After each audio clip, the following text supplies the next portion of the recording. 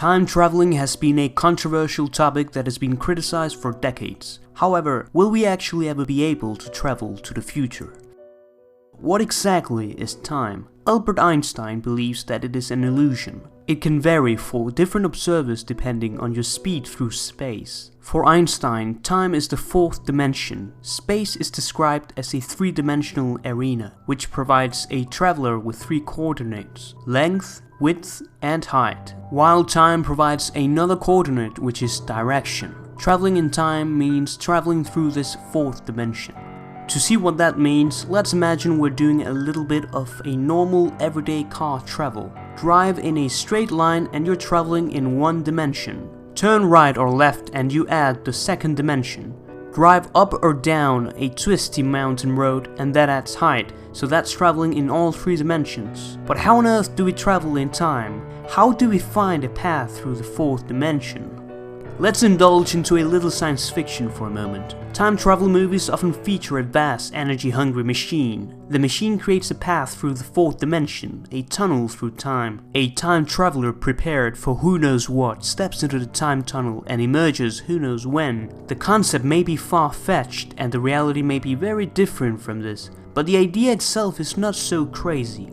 According to Einstein's special theory of relativity, if one were to leave Earth in a spacecraft traveling at a near speed of light, turn around and come back, only a few years might have passed on board the ship, but many years could have gone by on Earth. This is known as the twins paradox, a thought experiment involving identical twins, one of whom makes a journey into space and returns home to find that the twin who stayed on Earth had aged more. The only way we could get a glimpse of the future would mean traveling faster than light, which many consider impossible. However, we can achieve space travel through wormholes, a kind of tunnel shortcut through space and time connecting distant parts of the universe. Let's say we wanted to travel from point A to point B. The easiest way would be to travel in a straight line. However, with a wormhole you could bend space and time and go from point A to point B instantly. But we wouldn't be able to travel back further in time than the point at which the wormhole was created. This is possibly why we haven't encountered any visitors from the future. There are several paradoxes that defy time travel, such as the grandfather paradox, in which the time traveler goes back to the past and kills his grandfather before his father was born, thus preventing his own birth. Let's say that a mad scientist is determined to create a paradox even if it costs him his life. Imagine that somehow he's built a wormhole, a time tunnel that stretches just about a minute into the past. Through the wormhole, the scientist can see himself as he was 1 minute ago. But what if our scientist uses the wormhole to shoot his earlier self? He's now dead, so who fired the shot? It's a paradox. It just doesn't make sense. It's the sort of situation that gives scientists nightmares.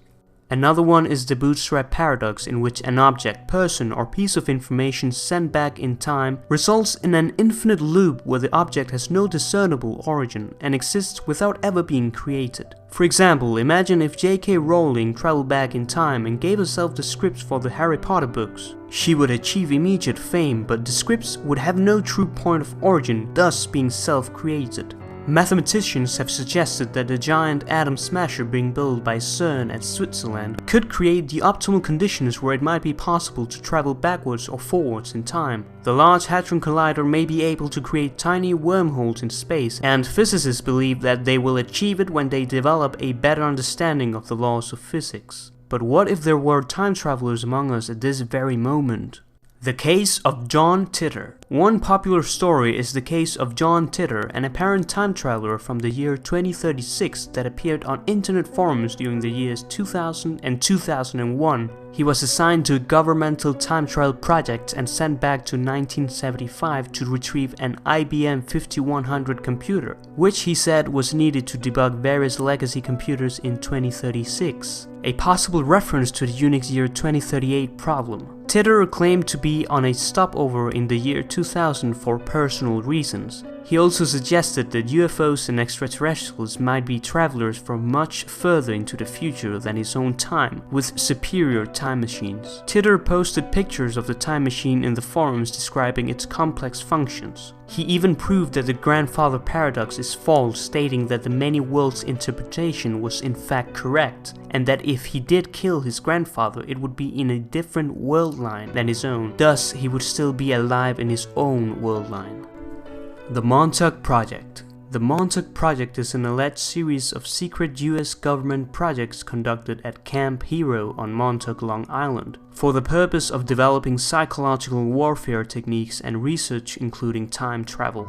The project is believed to be an extension of the Philadelphia experiment, which took place in 1943, where surviving researchers stated that an electromagnetic field had been used to make the USS Eldridge, a ship of the US Navy, invisible to enemy devices. But it gets better. Nikola Tesla is said to have faked his own death, surviving long enough to become the director of operations at the facility. After the creation of something called a time tunnel, an advanced alien monster entered the facility, smashing equipment and killing scientists, only to be shortly sprayed with fully automatic rifles of the US military.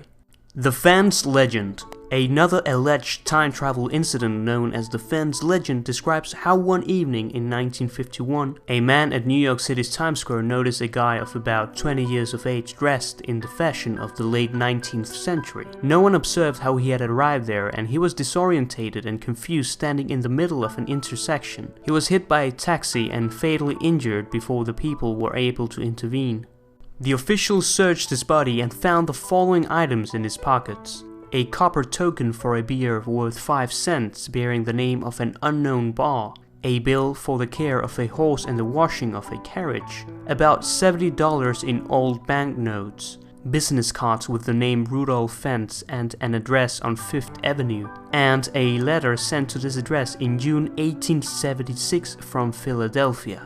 None of these objects showed any signs of aging. The Missing Persons Department of the New York Police Department tried using this information to identify the man. They found that the address on 5th Avenue was a part of a business. Its current owner did not know Rudolph Fentz. Fentz's name was not listed in this address book. His fingerprints were not recorded anywhere, and no one had reported him missing. While continuing the investigation, they finally found a Rudolph Fentz Jr. in a telephone book from 1939. They spoke to the residents of the apartment building at the listed address, who remembered Fentz and described him as a man about 60 years old who had worked nearby. They contacted his widow and learned that he had left the house for an evening and never returned. The captain of the New York Police Department checked the missing persons file on Rudolph Fentz in 1876. The description of his appearance, age, and clothing corresponded precisely to the appearance of the unidentified man from Times Square. The case was still marked unsolved. Fearing he would be held mentally incompetent, the captain never noted the results of his investigation in the official files. So, what do you think? Have our future generations already achieved the seemingly impossible? Are there any time travelers among us? Let us know what you think in the comments below.